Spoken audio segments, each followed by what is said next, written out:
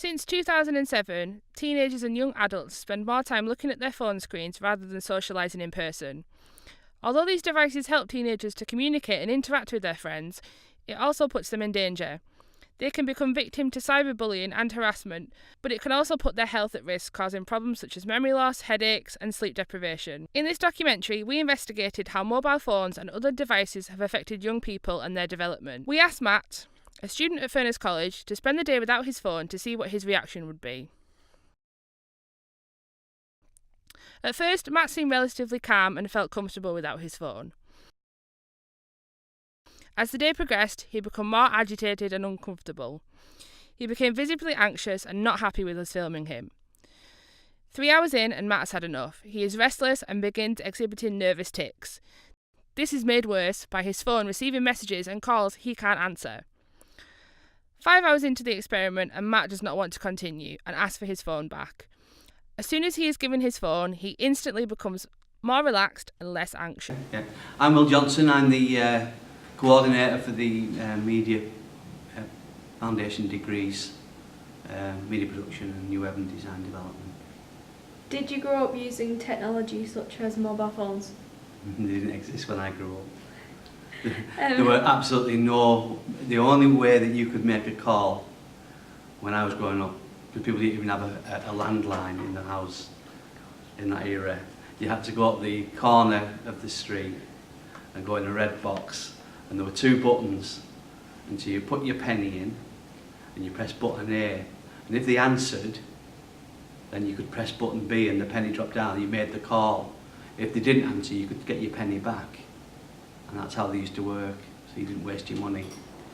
How did it influence you not to have a mobile phone growing up? I can communicate with people face to face, I can make eye contact. I think it socialises you more. I think there's been a bit of an issue about that recently. What do you think about young kids and teenagers using their phones these days? I think it depends on how they've been brought up. I think there is a difference between not everybody. I mean, everybody uses them. It's extremely rare now for me to find anybody who doesn't use a mobile phone, even in my age group now. Never mind among the 14 to 19s. But what I find is that many of the 14 to 19s, even among themselves, when they're sat together, are not really communicating. They're actually looking down at the phone. That is a bit of a worry. Do you think mobiles affect teenagers' development? And that's a different aspect to it, really. Socially, yes, because they're not really communicating and having conversations. They're doing it all through text speak. But I don't think over and above that they would have an effect. Educationally, I'm not so sure. I think the jury's still out on that one. I could be proved to be wrong in the future. And that's it. That's great. My name's Emily and I am 18 years old. Did you grow up using technology such as mobile phones? Yes. How do you feel that it influenced you growing up? It influenced me a lot. It basically made me less sociable, as I'm not very sociable today.